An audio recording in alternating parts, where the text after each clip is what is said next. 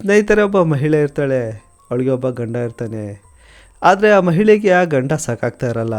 ಇದೇ ಕಾರಣಕ್ಕೆ ಆ ಮಹಿಳೆ ಒಬ್ಬ ವ್ಯಕ್ತಿ ಜೊತೆ ದೈಹಿಕ ಸಂಬಂಧ ಬೆಳೆಸ್ತಾಳೆ. ಸ್ವಲ್ಪ ದಿನದ ನಂತರ ಈ ವ್ಯಕ್ತಿ ಕೂಡ ಆ ಮಹಿಳೆಗೆ ಸಾಕಾಗಲ್ಲ. ಈಗ ಇದು ಸಾಕಾಗಲ್ಲ ಅಂತ ಈ ಮಹಿಳೆ ಒಬ್ಬ ಹುಡುಗನ ಜೊತೆ ಫ್ರೆಂಡ್ಶಿಪ್ ಬೆಳೆಸ್ತಾಳೆ, ಅವನ ಜೊತೆ ದೈಹಿಕ ಸಂಬಂಧ ಬೆಳೆಸ್ತಾಳೆ. ಅಷ್ಟೇ ಅಲ್ಲ, ಆ ಹುಡುಗನಿಗೆ ಇಬ್ಬರು ಫ್ರೆಂಡ್ಸ್ ಇರ್ತಾರೆ, ಅವರ ಜೊತೆ ಕೂಡ ದೈಹಿಕ ಸಂಬಂಧ ಬೆಳೆಸ್ತಾಳೆ. ಆದರೆ ಈ ಮಹಿಳೆಗೆ ಈಗಲೂ ಕೂಡ ಸಾಕಾಗಲ್ಲ. ಸ್ನೇಹಿತರೆ, ಹಾಗೆ ಇನ್ನೊಂದು ಸೀನ್ ಕೇಳ್ಕೊಳ್ಳಿ. ಒಂದು ಹಗಲೊತ್ತಲ್ಲಿ ಒಂದು ರೋಡ್ ಸೈಡಲ್ಲಿ ಒಂದು ಕಾರ್ ನಿಂತಿರುತ್ತೆ. ಆ ಕಾರ್ನ ಡಿಕ್ಕಿ ಓಪನ್ ಆಗಿರುತ್ತೆ. ಹಾಗೆ ಓಪನ್ ಆಗಿರೋಂಥ ಡಿಕ್ಕಿಲಿ 3 ಡೆಡ್ ಬಾಡಿಗಳನ್ನ ತುಂಬಿ ತುರುಕ್ತಾ ಇರ್ತಾರೆ. ಹೀಗೆ ಈ ಡೆಡ್ ಬಾಡಿಗಳನ್ನ ತುಂಬ್ತಾ ಇದ್ದರೆ ಎಷ್ಟೋ ಜನ ನಿಂತು ನೋಡ್ತಾ ಇರ್ತಾರೆ. ಇದರಿಂದಾಗಿ ಟ್ರಾಫಿಕ್ ಜಾಮ್ ಆಗಿರುತ್ತೆ. ತುಂಬ ಹೊತ್ತಿನ ನಂತರ ಈ ಡೆಡ್ ಬಾಡಿಗಳನ್ನ ತುಂಬ ಕಷ್ಟಪಟ್ಟು ಆ ಡಿಕ್ಕಿಲಿ ತುಂಬ್ತಾರೆ. ಇದಾದ ನಂತರ ಕಾರ್ ಮುಂದೆ ಹೋಗ್ತಾ ಇರುತ್ತೆ. ಇದ್ರ ಹಿಂದೆ ವೆಹಿಕಲ್ಗಳು ಕೂಡ ಹಿಂದೆ ಹೋಗ್ತಾ ಇರುತ್ತೆ. ಈ ಕಾರ್ನಲ್ಲಿ ಕುಂತಿದ್ದವರು ಆ ಡೆಡ್ ಬಾಡಿಗಳನ್ನ ಎಲ್ಲೋ ಬಿಸಾಕೋದಕ್ಕೆ ಅಂತ ಯೋಚನೆ ಮಾಡಿರ್ತಾರೆ. ಆದರೆ ಇವ್ರ ಅದೃಷ್ಟಕ್ಕೆ ಸ್ವಲ್ಪ ದೂರ ಹೋದ ನಂತರ ಆ ಕಾರ್ನಲ್ಲಿ ಪೆಟ್ರೋಲ್ ತೀರೋಗುತ್ತೆ. ಈಗ ಈ ಕಾರ್ ಓಡಿಸ್ತಾ ಇದ್ದಂಥವ್ರು ಆ ಕಾರ್ನಿಂದ ಕೆಳಗಿಳಿತಾರೆ. ಆ ಡೆಡ್ ಬಾಡಿಗಳನ್ನ ಹಾಗೆ ಬಿಟ್ಟು ಓಡೋಗ್ತಾರೆ. ಸ್ನೇಹಿತರೆ, ಹಾಗಾದರೆ ಈ ಡೆಡ್ ಬಾಡಿಗಳು ಯಾರ್ದು? ಆ ಮಹಿಳೆ ಯಾರು? ಆ ಮಹಿಳೆಗೂ ಈ ಡೆಡ್ ಬಾಡಿಗಳಿಗೂ ಏನು ಸಂಬಂಧ? ಈ ಕೊಲೆಗಳನ್ನ ಮಾಡಿದವ್ರು ಯಾರು? ಇದನ್ನೆಲ್ಲ ತಿಳ್ಕೊಳ್ಳೋದಕ್ಕೆ ಕಥೆನ ಪೂರ್ತಿ ನೋಡಿ. ಆಗ ನಿಮ್ಗನ್ಸುತ್ತೆ ಇದೊಂದು ರೋಚಕ ಕಥೆ ಅಂತ. ಒಂದು ರೋಚಕ ಕಥೆ ಕಾರ್ಯಕ್ರಮಕ್ಕೆ ಸ್ವಾಗತ. ಸ್ನೇಹಿತರೆ, ದೆಹಲಿಯಿಂದ ಸುಮಾರು ಒಂದು 60 ಕಿಲೋಮೀಟರ್ ದೂರದ ಮೀರಟ್ನಲ್ಲಿ ಒಬ್ಬರು ಮೇಜರ್ ಸಾಹೇಬ್ರು ಇರ್ತಾರೆ. ಇವ್ರಿಗೆ ಹೆಂಡತಿ ಮತ್ತು 2 ಹೆಣ್ಮಕ್ಳು ಇರ್ತಾರೆ. ಈ 2 ಹೆಣ್ಮಕ್ಳು ಚೆನ್ನಾಗಿ ಓದ್ತಾ ಇರ್ತಾರೆ. ಈ ಮೇಜರ್ ಸಾಹೇಬ್ರಿಗೆ ಒಂದು ಆಸೆ ಇರುತ್ತೆ, ತಮ್ಮ 2 ಹೆಣ್ಮಕ್ಳಲ್ಲಿ ಯಾರಿಗಾದ್ರೂ ಒಬ್ರಿಗೆ ಮಿಲ್ಟ್ರಿಗೆ ಸೇರಿಸ್ಬೇಕು ಅಂತ. ಅದರಲ್ಲೂ ದೊಡ್ಡ ಮಗಳು ಶೀಬಾಗೆ ಮಿಲ್ಟ್ರಿಗೆ ಸೇರಿಸ್ಬೇಕು ಅಂತ ಆಸೆ ಇರುತ್ತೆ. ಅದಕ್ಕಾಗಿ ಇವರು ನಾನಾ ಪ್ರಯತ್ನಗಳನ್ನ ಮಾಡ್ತಾರೆ. ಆದರೆ ಕೆಲವೊಂದು ಕಾರಣಗಳಿಂದ ಈ ಶೀಬಾಗೆ ಮಿಲ್ಟ್ರಿ ಕೆಲಸ ಸಿಗಲ್ಲ. ಈಗ ಮೇಜರ್ ಸಾಹೇಬರು ಒಂದು ಯೋಚನೆ ಮಾಡ್ತಾರೆ, ಮಗಳಿಗೆ ಮಿಲ್ಟ್ರಿ ಕೆಲಸ ಸಿಗಲಿಲ್ಲ, ಆದರೆ ಮಿಲ್ಟ್ರಿ ಕೆಲಸ ಮಾಡುವಂಥ ಗಂಡು ಸಿಗ್ಬೋದು ಅಂತ. ಅದಕ್ಕಾಗಿ ಮಿಲ್ಟ್ರಿಯಲ್ಲಿ ಕೆಲಸ ಮಾಡುವಂಥ ಹುಡುಗನ ಇವರು ಹುಡುಕ್ತಾ ಇರ್ತಾರೆ. ಇದೇ ದೆಹಲಿಯಲ್ಲಿ ಒಬ್ಬ ಹುಡುಗ ಇರ್ತಾನೆ. ಆ ಹುಡುಗ ಮಿಲ್ಟ್ರಿಲಿ ಕ್ಯಾಪ್ಟನ್ನಾಗಿ ಕೆಲಸ ಮಾಡ್ತಾ ಇರ್ತಾನೆ. ಈ ಸಂಬಂಧ ಹಾಗೀಗೆ ಮಾಡ್ತಾ ಈ ಮೇಜರ್ ಸಾಹೇಬ್ರ ಮನೆಗೆ ಬರುತ್ತೆ. ಈಗ 2 ಮನೆಯವರು ಕೂತ್ಕೊಂಡು ಮಾತಾಡ್ತಾರೆ. ಮದುವೆಗೆ ಅಂತ ಒಂದು ಡೇಟ್ ಫಿಕ್ಸ್ ಮಾಡ್ತಾರೆ. ಇವರು ಯಾವ ಡೇಟ್ ಫಿಕ್ಸ್ ಮಾಡ್ತಾರೆ ಆ ದಿನ ಈ ಶೀಬಾ ಮದುವೆ ಆಗುತ್ತೆ.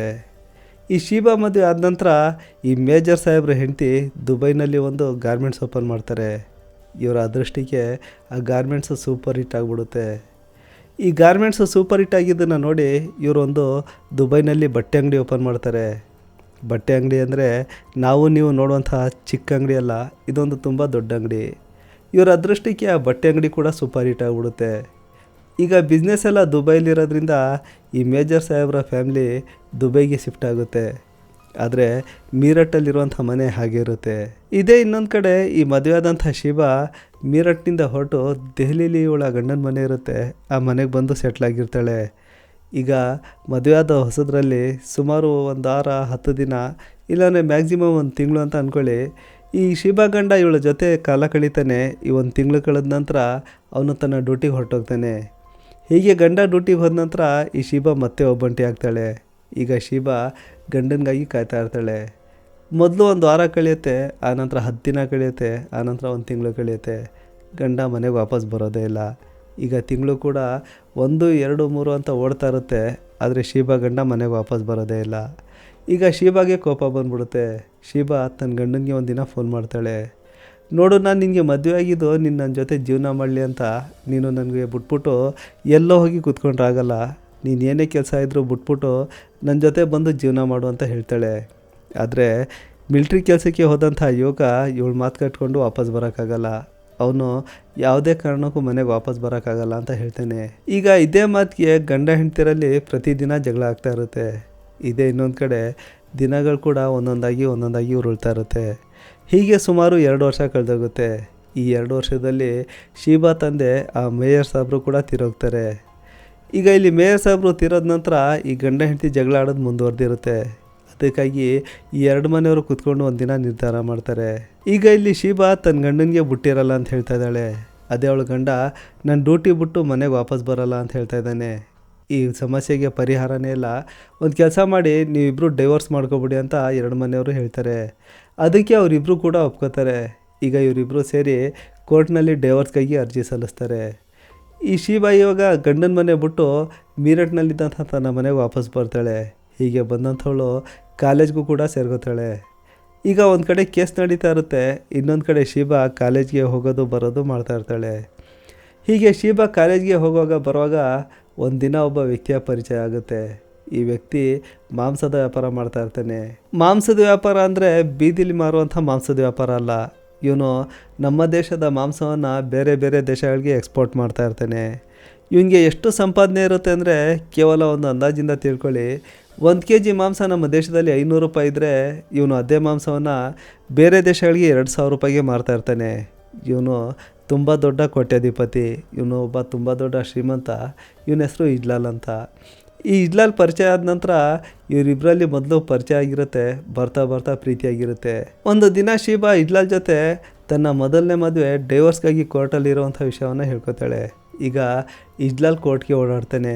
ಹಾಗೀಗೆ ಮಾಡಿ ಈ ಶೀಬಾಗೆ ಡೈವರ್ಸ್ ಮಾಡಿಸೇ ಬಿಡ್ತಾನೆ. ಈ ಶೀಬಾಗೆ ಡೈವರ್ಸ್ ಆದ ನಂತರ ಇಜ್ಲಾಲ್ ಈ ಶೀಬಾಳನ್ನು ಕರ್ಕೊಂಡು ಮತ್ತೆ ದೆಹಲಿಗೆ ಕರ್ಕೊಂಡು ಹೋಗ್ತಾನೆ. ಅಲ್ಲಿ ಒಂದು ಮನೆ ಮಾಡ್ತಾನೆ. ಆ ಮನೆಯಲ್ಲಿ ಈ ಶೀಬಾಳನ್ನು ಇಟ್ಟಿರ್ತಾನೆ. ಸ್ನೇಹಿತರೆ, ದೆಹಲಿಯಲ್ಲಿ ಒಂದು ಮನೆ ಮಾಡಬೇಕಂದ್ರೆ ಮಾಮೂಲಿ ಮಾತಲ್ಲ. ಈ ಇಜ್ಲಾಲ್ ಈ ಶೀಬಾಗೋಸ್ಕರ ಒಂದು ಮನೆಯೂ ಕೂಡ ಮಾಡಿಕೊಡ್ತಾನೆ. ಈಗ ಇವರಿಬ್ಬರು ಆ ಮನೆಯಲ್ಲಿರ್ತಾರೆ. ಈಗ ಇವರಿಬ್ಬರು ಒಂದೇ ಮನೆಯಲ್ಲಿ ವಾಸ ಮಾಡ್ತಾ ಇರ್ತಾರೆ.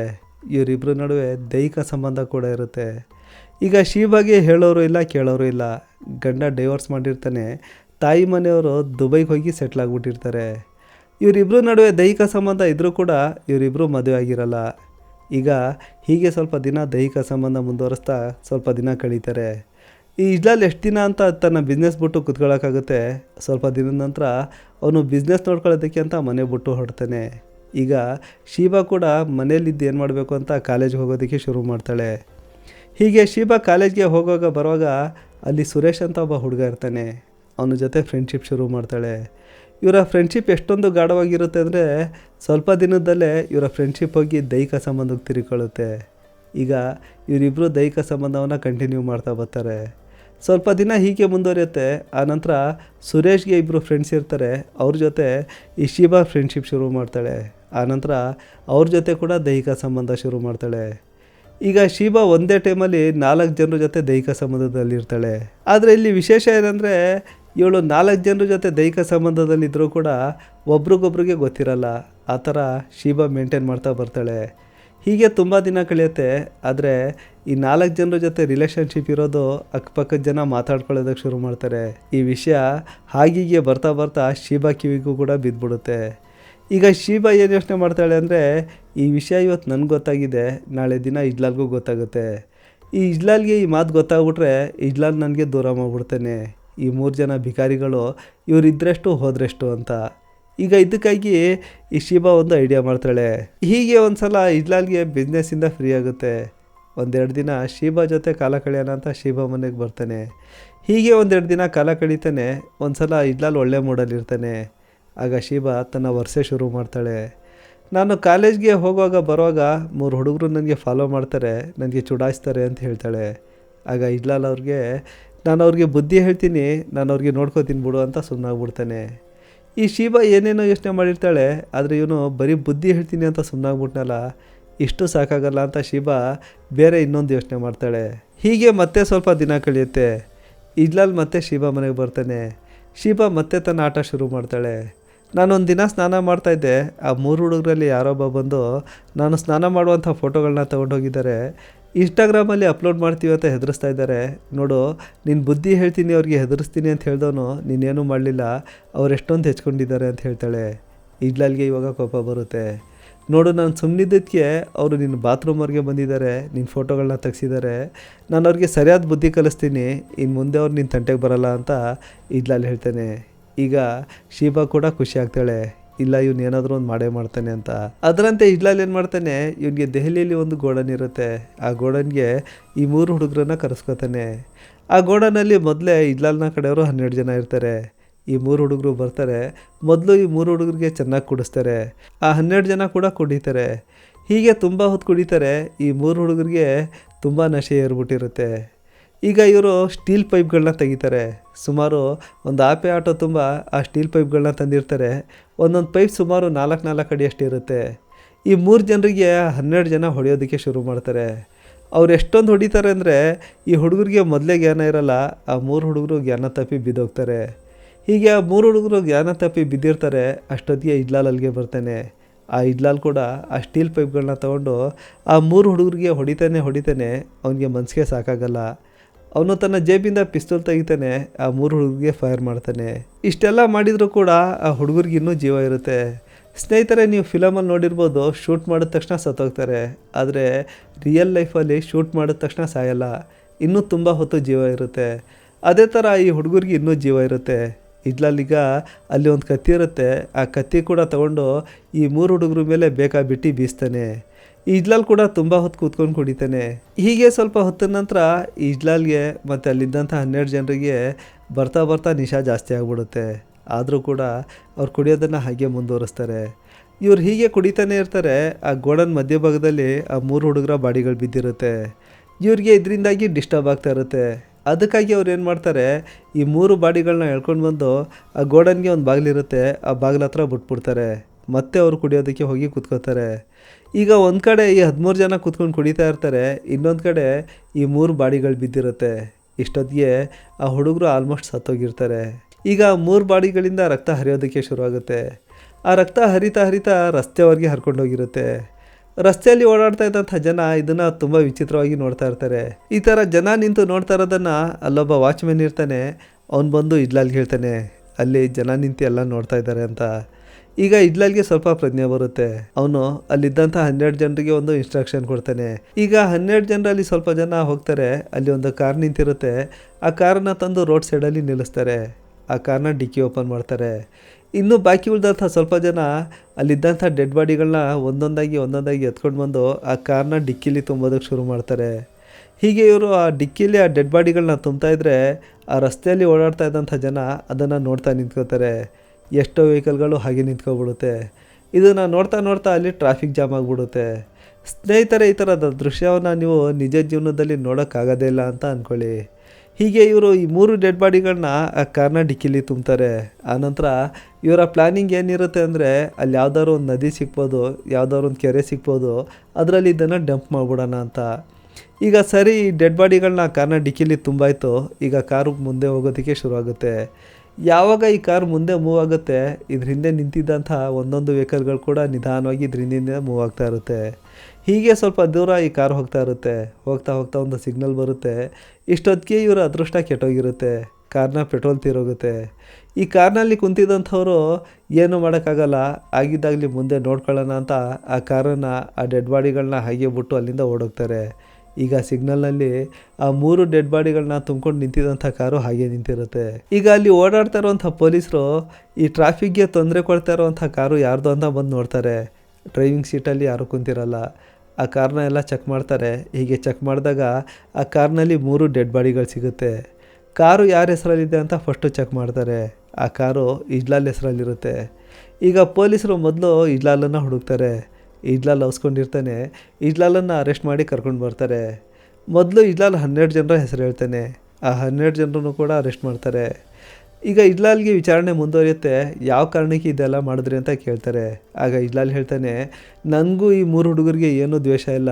ಆದರೆ ಶೀಬಾ ಹೇಳಿದ್ಲು, ನನಗೆ ಈ 3 ಹುಡುಗರು ಕೆಣಕ್ತಾಯಿದ್ರು, ನಾನು ಸ್ನಾನ ಮಾಡುವಾಗ ಫೋಟೋಗಳನ್ನ ತೆಗೆದಿದ್ರು ಅಂತ. ಅದಕ್ಕಾಗಿ ನನಗೆ ಕೋಪ ಬಂತು. ಹೀಗಾಗಿ ಈ ನಾನು 3 ಕೊಲೆಗಳನ್ನ ಮಾಡಿಸ್ದೆ ಅಂತ ಹೇಳ್ತಾನೆ. ಈಗ ಈ ಶೀಬಾ ಯಾರು ಅಂತ ಪೊಲೀಸರು ಹೋಗ್ತಾರೆ. ಆ ಶೀಬಾಳನ್ನು ಕೂಡ ಅರೆಸ್ಟ್ ಮಾಡ್ಕೊಂಡು ಬರ್ತಾರೆ. ಈಗ ಇಲ್ಲಿ ಸಾಕ್ಷಿಗಳು ತುಂಬ ಸ್ಟ್ರಾಂಗ್ ಆಗಿರುತ್ತೆ. ರಸ್ತೆಯಲ್ಲಿ ನೋಡಿದಂಥವ್ರು ತುಂಬ ಜನ ಇರ್ತಾರೆ. ಅಷ್ಟೇ ಅಲ್ಲ, ಇಲ್ಲಿ ಇಜ್ಲಾಲ್ ಕೂಡ ಇವಳು ಹೇಳಿದ್ಲು ಅಂತ ನಾನು ಕೊಲೆ ಮಾಡಿದೆ ಅಂತ ಒಪ್ಕೊಂಡಿರ್ತಾನೆ. ಈಗ ಇದಕ್ಕಾಗಿ ಈ 14 ಜನರನ್ನ ಪೊಲೀಸರು ಅರೆಸ್ಟ್ ಮಾಡಿಕೊಂಡು ಚಾರ್ಜ್ ಶೀಟ್ ಎಂಟ್ರಿ ಮಾಡ್ತಾರೆ.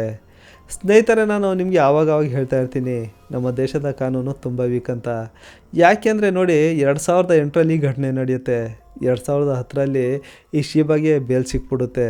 3 ಹುಡುಗರ ಕೊಲೆಗೆ ಕಾರಣರಾದಂಥ ಈ ಶೀಬಾಗೆ ಕೇವಲ 2 ವರ್ಷದಲ್ಲಿ ಬೇಲ್ ಸಿಕ್ಬಿಡುತ್ತೆ. ಈ ಬೇಲ್ ಸಿಕ್ಕಿದ ನಂತರ ಶೀಬಾ ತನ್ನ ತಾಯಿ ಹತ್ರ ಅಂದರೆ ದುಬೈಗೆ ಹೊರಟೋಗ್ತಾಳೆ.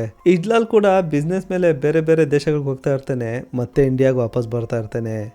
ಶೀಬಾ ಯಾವಾಗ ಈ ಕೇಸ್ ಇರುತ್ತೆ ಆವಾಗ ದುಬೈನಿಂದ ಇಂಡಿಯಾಗೆ ಬರ್ತಾಳೆ. ಕೇಸ್ ಮುಗಿಸ್ಕೊಂಡು ಮತ್ತೆ ದುಬೈಗೆ ವಾಪಸ್ ಹೋಗ್ತಾ ಇರ್ತಾಳೆ. ಸ್ನೇಹಿತರೆ, 3 ಕೊಲೆಗಳನ್ನ ಮಾಡಿದಂಥ ಆರೋಪಿ ಆರಾಮಾಗಿ ದುಬೈಗೆ ಹೋಗ್ತಾಳೆ. ದುಬೈನಿಂದ ಇಂಡಿಯಾಗೆ ಬರ್ತಾಳೆ. ಮತ್ತೆ ದುಬೈಗೆ ವಾಪಸ್ ಹೋಗ್ತಾಳೆ. ಅಲ್ಲಿಗೆ ಲೆಕ್ಕ ಹಾಕ್ಕೊಳ್ಳಿ ನಮ್ಮ ಕಾನೂನು ಎಷ್ಟು ವೀಕ್ ಅಂತ. ಸ್ನೇಹಿತರೆ, ಹೀಗೆ ಈಗ ಈ ಕೇಸ್ ಬರ್ತಾ ಬರ್ತಾ 16 ವರ್ಷ ಕಳೆದೋಗುತ್ತೆ. ಇಲ್ಲಿ ಇಷ್ಟೊತ್ತಿಗೆ ಶೀಬಾ ಮತ್ತು ಇಜ್ಲಾಲ್ಗೆ ತುಂಬ ಭರವಸೆ ಇರುತ್ತೆ. 16 ವರ್ಷ ಕಳೆದೋಯ್ತು, ಈ ಕಾನೂನು ಏನೂ ಮಾಡ್ಕೊಳ್ಳಿಲ್ಲ, ಇವಾಗ ಏನು ಮಾಡುತ್ತೆ ಅಂತ. ಈಗ ಕಳೆದ ಆಗಸ್ಟ್ 5ಕ್ಕೆ ಮೀರಟ್ನ ಜಿಲ್ಲಾ ಕೋರ್ಟಲ್ಲಿ ಇವ್ರದ್ದು ಕೇಸ್ ಇರುತ್ತೆ. ಈ ಕೇಸ್ಗೆ ಶೀಬಾ ಮತ್ತು ಇಜ್ಲಾಲ್ ಇಬ್ಬರು ಕೂಡ ಬಂದಿರ್ತಾರೆ. ಕೇಸ್ ಶುರುವಾಗುತ್ತೆ. ಜಡ್ಜ್ ಸಾಹೇಬರು ಇದ್ದಕ್ಕಿದ್ದಂತೆ ಈ ಎಲ್ಲ ಆರೋಪಿಗಳಿಗೆ ಜೀವಾವಧಿ ಶಿಕ್ಷೆ, ಅಂದರೆ ಸಾಯೋವರೆಗೆ ಜೈಲಲ್ಲಿರುವಂಥ ಒಂದು ಶಿಕ್ಷೆನ ಅನೌನ್ಸ್ ಮಾಡಿಬಿಡ್ತಾರೆ. ಸ್ನೇಹಿತರೆ, ನಾನು ಇಲ್ಲಿ ಒಂದು ಪ್ರಶ್ನೆ ಕೇಳ್ತೀನಿ. ಈ ಕೇಸ್ನಲ್ಲಿ ಸಾಕ್ಷಿಗಳು ತುಂಬ ಸ್ಟ್ರಾಂಗ್ ಆಗಿರುತ್ತೆ.